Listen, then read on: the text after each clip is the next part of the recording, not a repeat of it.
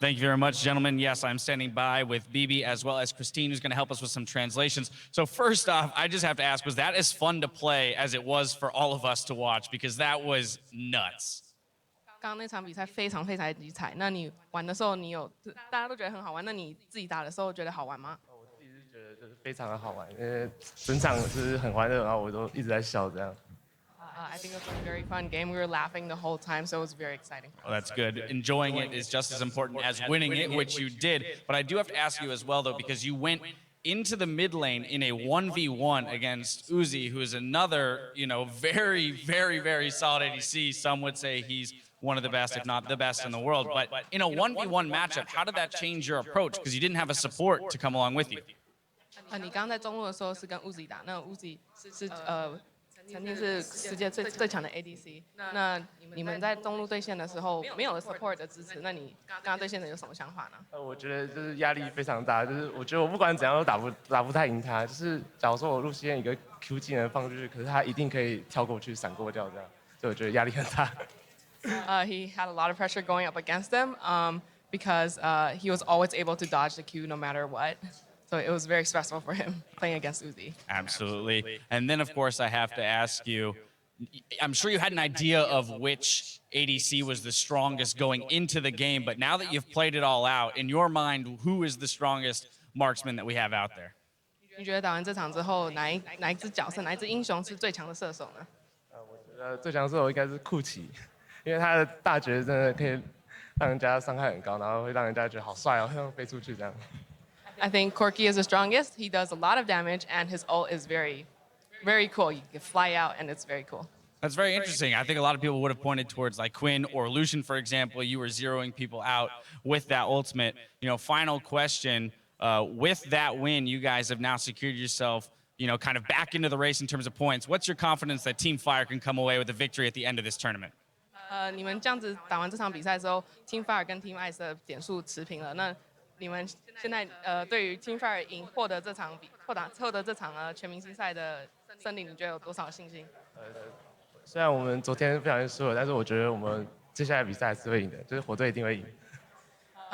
Even though we lost a few games yesterday, I think I'm confident that Team Fire is going to come back. I like to hear that confidence. So once again, congratulations, BB, on the victory there. Thank you for taking a moment to talk with us. And Christine, of course, thank you for the translations. It's time to throw it back to the desk, though, to get their thoughts on that match. Thank you very much, Dash. And while BB said it, confident of coming back. And they are equal now with Team Ice, 250-250. So we learned that Corki's very strong. His special delivery is very strong. As predicted. Anything else that you were caught off guard by? Quinn absolutely dominating, as we thought as well. Kindred? Yeah, the Quinn jungle, his actual PvE part of the jungle was not so good, but his ganks is roaming around. Yeah. His actual Quinn play, we know when they got to the mid game and team fighting was really strong. So I was a little bit disappointed with the Urgot pick.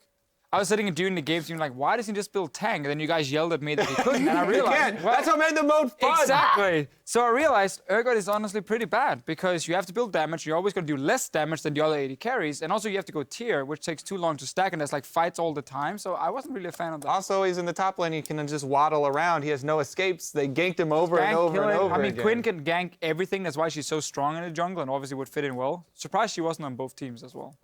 That Corki, though. That Corki was OP. Anything that you were caught off guard by? You were like, ooh. I mean, I wasn't caught off guard, but Essence Reaver came out as a really good item. I think Fire had 5 of them, and there was like 3 or 4 on Team Ice. So I guess the team with more Essence Reavers run one by one. Or Rage Blades, another mode. And more Ghost Blades. 4 Ghost Blades, or 3, I think it was, on Team Fire as well. Super strong, obviously very quickly they could fight, but yeah, cooldown reduction. When these 80 carries here, the mobile 80 carries did the best. Especially again with the cooldown reduction, like Lucian can just dodge around all the time, and that was super effective. Kalista as well. I mean, it just felt like 1v1. You just like the items don't fit you right now as a Kalista, so you're never gonna you're not gonna be that strong that you can just duel someone or take them down easy. Like Uzi always had some trouble in mid lane after he had a good play in the start though. Yeah, we had actually Ice that were banking on the really good wombo combos later. We have some replays of that. Well, they initiated with the arrow, and if it hit, everyone came. Let's run the replay out. A lot of times it was on double lift though, sad for him, but it was a nice combo. Yeah, fire the arrow at the 280 carries that don't have dashes. You have a pretty good chance. And more often than not, it did find double lift, and more often than not, he also died from it. What do you think, Chris? I mean, if you play immobile 80 carry and you have no flash, then you just it's unlucky. That's what Lex you're with the asking special for. delivery to follow it up. List ultimate as well. Well, Lex did make up for the early game by banking up a lot of kills, but apparently Corki is really OP, so there we go. A lot of good combos from Ice, but it wasn't enough, Kobe. Yeah, I mean, this is just what made this mode my favorite mode to watch. This was way better than the pick 10 thing because you have lots of mobility and lots of damage. Then you get exciting plays. Like that's how people are going to be. And 80 carry is obviously superior in terms of mechanics. I mean, we all knew that, but also the pick 10 match was kind of unbalanced because Korea had some slightly Unlucky. worse. Gotta put them at a disadvantage somehow. Yeah, Alice at brown bot lane didn't go so well, and yeah.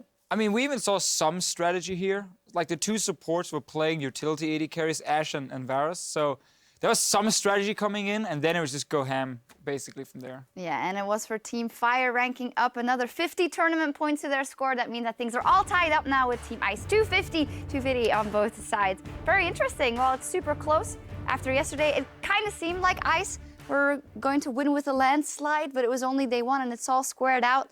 So... Well, we still have the 1v1 advantage. Yeah. Or Team Ice, not we. We? Team Ice. All right. I'm with him. He's the coach of one of the teams. That's Yeah. why I mean we. It's the same thing as the Danes. EU I against see, NA. see. Yeah. It's like, you know, first you win, then you let it come back a bit, so it seems like it's exciting, and then now we stomp them. I see. Secret strategies. We'll see. Well, we need to step away for just a moment, but when we return, it is time to hit the Howling Abyss as the 2015 All-Stars go mano a mano. Don't go anywhere. We'll be right back.